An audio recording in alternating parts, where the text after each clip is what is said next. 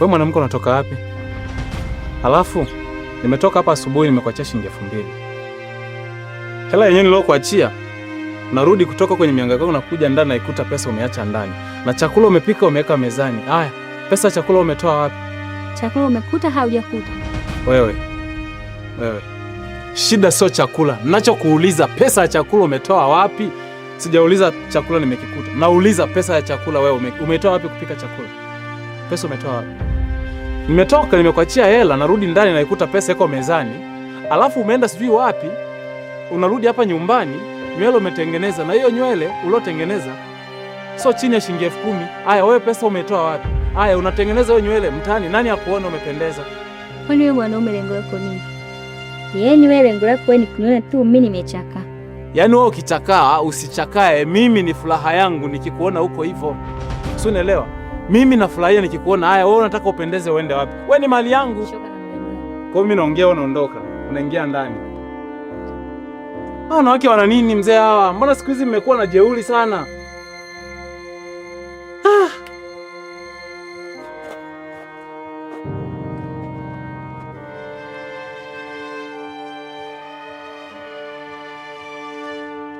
Yaani mtu unatoka unamwachia hela, narudi nyumbani anaanza kukujibu jeuri, anakuona kama wewe mtoto wake vile. Uliza afu enda sawa.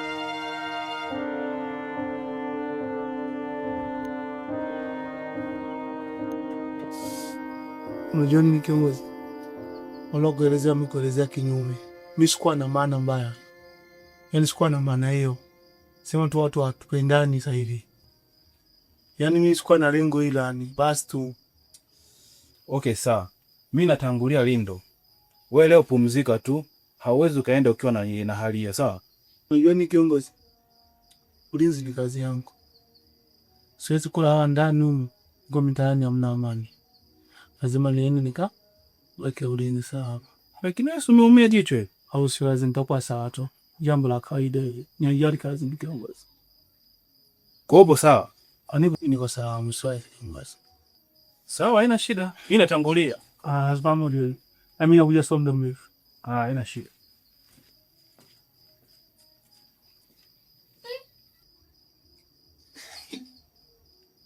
Nilale. Kazi yangu haijaisha. Sasa hivi nina plan B. Najicha na yenyewe nasumbua. Tulia bana. Kazi yako ndio chagua. Bila miaka mjini.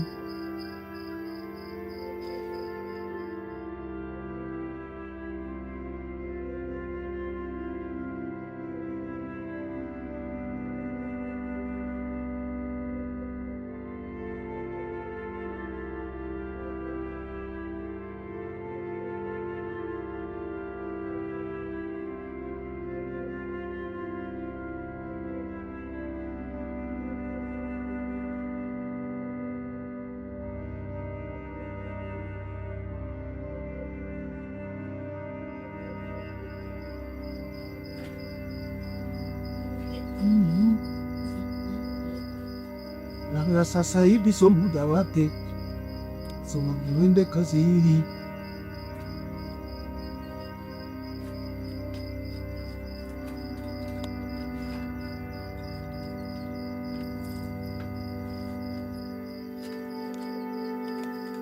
Bida ya kazi watakoma.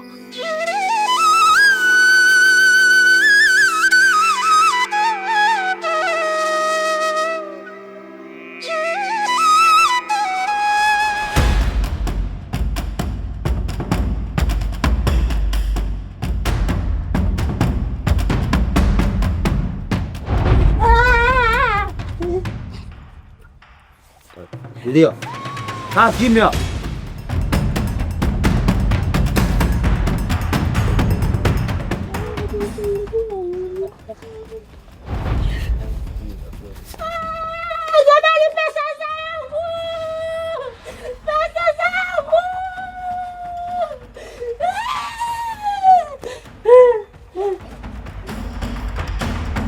Unajua nini mkuu?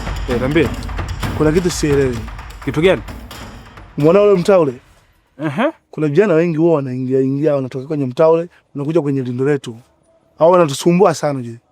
Fanyeni kazi. Yaani hiyo ndo kazi yenu. Mkiona kitu ambacho kijaenda sawa, fanya kazi. Nitakuja nivunje mtu. Fanya kazi. Aanze kulalamika. Maka tunaweka ulinzi, unakuja kutuharibia. Juzi nimefunga kamba, nimekuja nimefunguliwa. Samahani kidogo nimechelewa jamani. Na wewe ni nani? Mkuu. Huyu bwana kuna mbaba fulani hivi alimkarisha. Sema hatukukwambia vijana wetu mpya huyu. Kwa unaweza kazi? Ndio naweza na nataka pia kufanya kazi. Utaweza au siku ulibahatisha tu? Naweza. Naweza. Wewe sikia. Wewe kama ameamua kufanya kazi, mwache afanye kazi. Tuondokeni. Sasa dogo. Twende. Kuna kamba toka funge kule. Pitia hapo twende.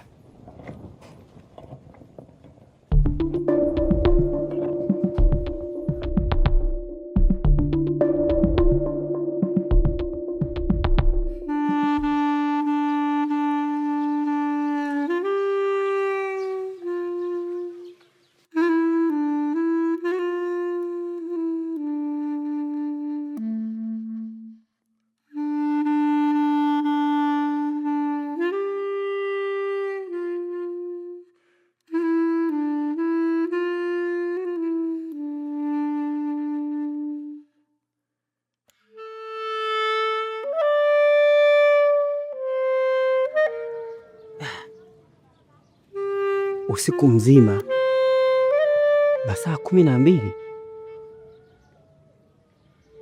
yaani hata 10,000 hakuna. Halafu usiku mzima mnaitana tu, vikao haviishi.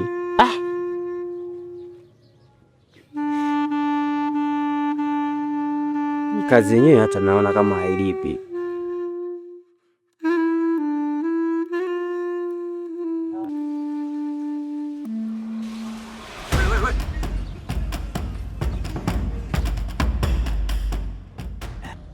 Vipi? Sorry. Ndio unatoka kuchinja eh? Ndo natoka zini. Samani kidogo. Hivi unaonaje siku ile mambo yalivyoisha haraka haraka? Niliona. Nadhani mwenyewe uliona jinsi ilivyotoa msaada pale. Lakini nina shida kidogo. Nilikuwa naomba kama unaweza kunisaidia shilingi 10,000 tu. Maana kidogo niko vibaya. Na kuhusu ya masuala ya usiku, wewe ukiwa unaenda kazini au unatoka kazini, mimi nitakusafishia njia. Saidia.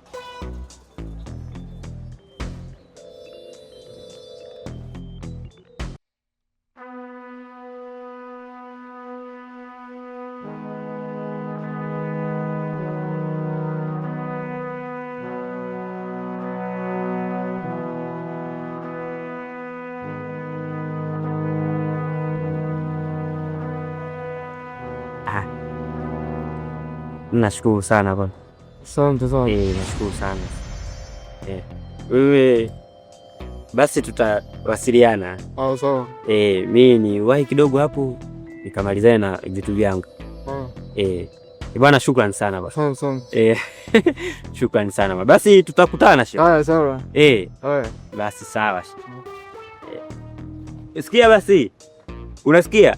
Kila kitu kitakuwa sawa. Mimi nitakusafishia kila kitu kitakuwa sawa. Haya.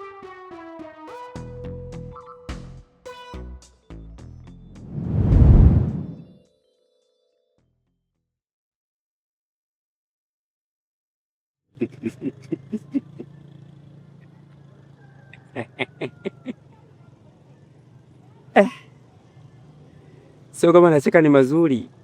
Yaani uzuri ni kwamba kazi yangu bado inanitetea. Nimepata tena 10,000.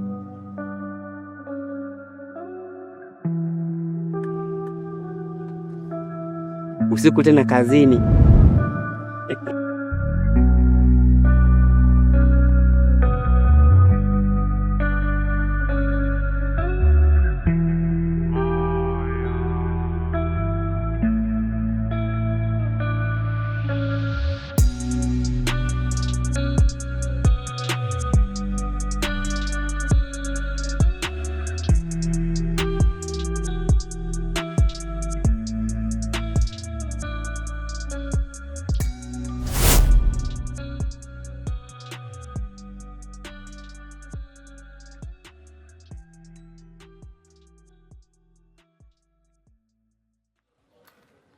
Bebe. Hakuna cha mambo wala vipi. Kwa hiyo ndo mama kwenda kunitangaza? Mimi tena? Kumbe nani? Wewe uliniambia kwamba utanitunzia siri nikikupa. Sasa hivi sijakupa, ndo maneno ushazagaza mtaani. Unawaka mimi nimefanya hivyo? Lengo lako ni unataka univunjie ndoa, unataka ufanyaje? Kwa hiyo ndo unatumia kama kichaka kunichenga jambo langu. Kichaka gani maneno yamezagaa mtaani huko? Nikwambie tu kitu kimoja. Hiyo naijua hiyo. Sinetea habari za janja za mjini, sawa? Mimi mtoto wa mjini, najua mipango yote nataka kufanya, sawa? Ratiba iko pale pale. Sinetea mambo ya ajabu, sawa? Shemeji, unajua siri zako nzito sana. Au unataka ngeke mambo wazi? Wewe fanya chochote kile unachotaka kufanya. Kama kumwambia nenda kamwambie sasa hivi, nimemwacha nyumbani. Basi ndeka mambo yakawa wazi. Jambo ni dogo tu. Ratiba iko pale pale. Usitumie kama kigezo. Sababu hauna uhakika kama nimewambia watu. Wewe nakwambia nimewambia watu. Wamejuaje?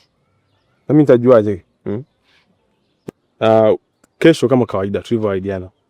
Nakupa masaa 24. Na sasa hivi tunavyoongea hivi, nahisi nishabakia masaa 23 hivi na dakika 50. Shemeji, zingatia hilo, sawa?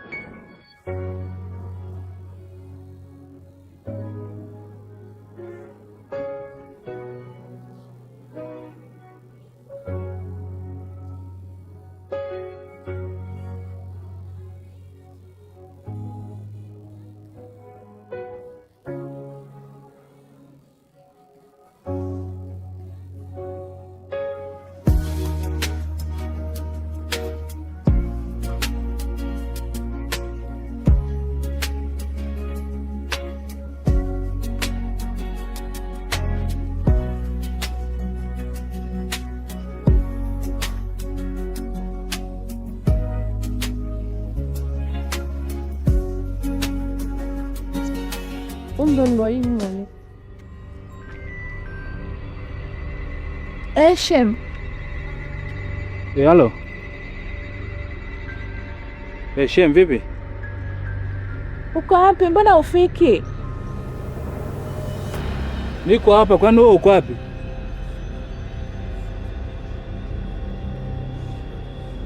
Mimi nipo huko mbele, nilikokuelekeza. Nimeshakuona. Sawa.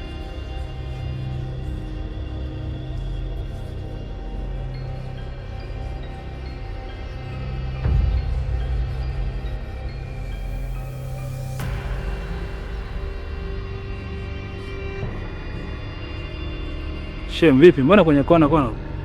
Safi Shem. Sasa Shem, mimi nimekutoa huko wengine watu wengine wasikuone, nilikuwa na maana yangu. Hivi Shem, kwa nini utaki kunielewa kuhusu huyo mke wako? Hivi unatakiwa uwe makini sana na huyo mke wako. Lakini nishakataza kuhusu mambo ya ndoa yangu wewe. Lakini Shem, kwa nini hutaki kunielewa? Hivi mpaka sasa hivi uelewi nini kinaendelea? Yaani uelewi mpaka sasa hivi nini kinaendelea juu yangu mimi?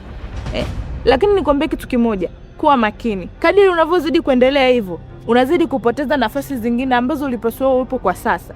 Na kuhusu huyo mke wako, ipo siku utakuja kugundua na umeshachelewa, muda umeshaenda. Kwa sababu hutaki kunielewa, basi wewe endelea hivyo hivyo. Ila mpaka siku uje ugundue nini kinaendelea na nini ninachokitaka kutoka kwako, utakuwa umeshachelewa na utakuwa umeshapoteza muda wako vya kutosha. Hicho ndio ulichonitia hapa? Ndiyo. Sasa kwa nini shida iko wapi? Kwa nini hutaki kunisikiliza? Sina muda huo.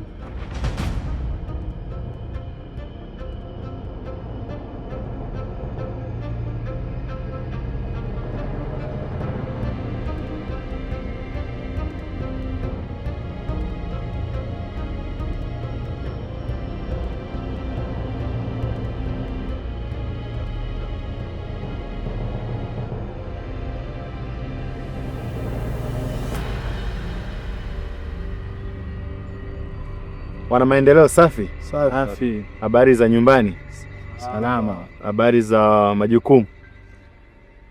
Nimepokea wito kutoka kwa kamanda mkuu ya kwamba mna uhitaji wa kuzungumza na mimi kama jopo la sungusungu. Nimepokea, nimeona nifike Karibu kamanda, ili tupeleke moja kwa moja sasa kwenye mada yetu ambayo imetuitishia mahali hapa. Karibu. Asante sana mwenyekiti. Bana mwenyekiti, sisi tumekuita hapa, tuna changamoto. Na changamoto yenyewe ni kwenye ulinzi. Ndio. Kwenye ulinzi wetu sisi tumepungua mno, ni wachache. Hatuwezi kuimarisha ulinzi chetu chote hiki. Kwa tungeomba japo kila nyumba moja itoe kijana huyu mmoja aweze kuimarisha ulinzi. Yaani hilo ndio ombi letu kuu. Mtia hapa, kila nyumba itoe kijana huyu mmoja aweze kuimarisha ulinzi wetu. Kwani waliopo mpaka sasa hivi hawatoshei? Waliopo mwenyekiti, yaani mpaka sisi tunakuita tunakuelezea hili swala imeonekana imetushinda. Ukiangalia mtaa wetu huu ni mkubwa, afu ukiangalia walinzi tuko wachache. Kuna matukio yanaendelea, unaweza kukuta walinzi wengine wameenda kulinda huko kama huko. Nasikia huko kuna mtu amekabwa, kuna vibanda vimechomwa. Wanakuja kutoa kula walinzi kuja huku, nakuta tukio limefanya limeshatokea. Na wananchi wanaanza kutulalamikia sisi kwamba tumefanya matukio, inatuumiza. Ndio maana tumekufuata, tunaomba utusaidie, utuongezee nguvu kwenye ulinzi ili usalama fanyaje uzidi kuendelea mwenyekiti. Au mmeamua kukaa huko kwa sababu ya tukio la mdogo wake na huyu ambaye ni kamanda ambaye aliyepigwa juzi na alikuwa akitoka sijui wapi saa 8 usiku. Eti alikuwa anatoka wapi saa 8 usiku mpaka anakuja kukabwa hivyo. Ndio maana mkaamua muongezee. Mbona unaona vijana wanatoshea kabisa? Nao vijana wanafanya kabisa kazi. Nashangaa saa 8 usiku alikuwa anatoka wapi kama sio mambo ya danganyi. Samahani kama. Bana Kijicho samahani. Koma, niso bwana Kijicho. Sikupenda mimi niwe hivi. Isungusungu hii ninayoongelea ndio nifanye niwe hivi. Sawa. Huyu ndo mwenyekiti? Ya, huyu ndo mwenyekiti wetu.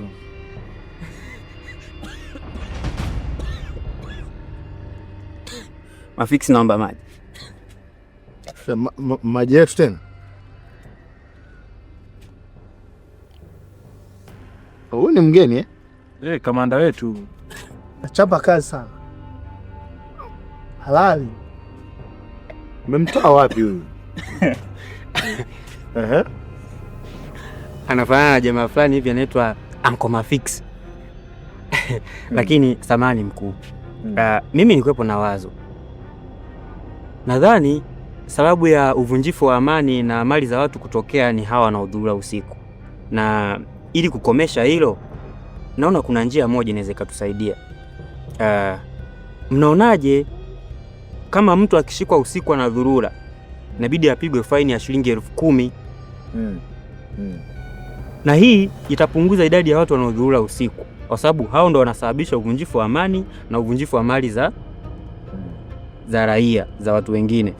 Sasa hii itawafanya hao waamue, je, wabaki nyumbani au waende wakadhurure, na kama wakishikwa watoe faini ya shilingi 10,000. Hii itasaidia kupunguza idadi ya watu wanaodhurura usiku. Wasikilize. Hapa hatujaja kuongelea swala la pesa. Hapa tumekuja kuomba tuongezewe ulinzi mtaani kwetu. Hivyo uone matukio yanavyotokea huko kwenye mtaa. Mara kakabwa huyu, mara kabomoa huku, mara wamefanya hivi. Tumekuja kuomba tuongezewe ulinzi mwenyekiti. Hilo ndo swala la muhimu hapa. Mjumbe, umesema kitu kimoja ambacho nimekipenda. Hiyo shilingi 10,000 inaenda wapi kweli?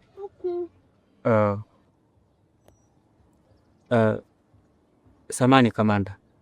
Kwani tunafanya kazi ya ulinzi tunalipwa nini? Hapa mtaani kwetu hatulindi kwa sababu ya kulipwa. Tunalinda kuimarisha usalama mtaani kwetu tu.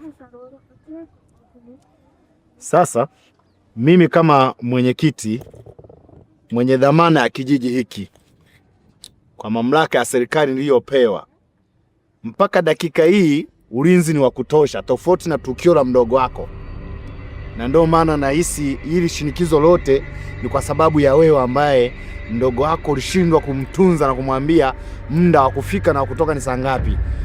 Kama utaona kuna vitu vinaendelea, ninachokuamrisha au kukuambia kama mwenyekiti, waambie wananchi, nenda ikiwezekana kwa kila familia watengeneze marungu waweke kule chumbani, ili kitokea dharura yoyote, hata kama kuna uvamizi wowote, watatumia hayo marungu. Na sitaki kusikia habari za kuitoita kwenye kikao kama hiki. Imeisha hii. Tumemalizana, ikiwezekana mtawanyike mwende nyumbani. Nimesema twende kwenye maendeleo ya nchi yetu. Unasikia ndugu zangu? Ndugu zangu, ndio mwingine mwenyekiti ameongea point. Tunafeli sana sisi walinzi tunapokaa kwa makundi. Ndio watu tunasambaa, kila mtu analinda sehemu moja. Hiyo kulinda kila mtu sehemu yake ilisababisha ukatolewa jicho.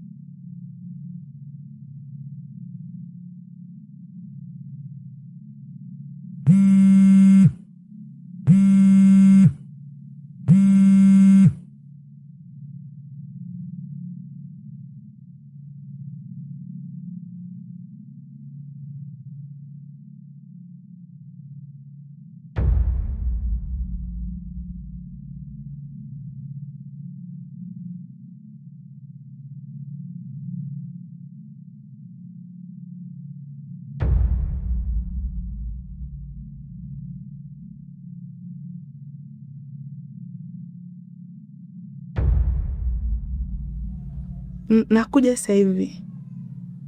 Nakuja sasa hivi.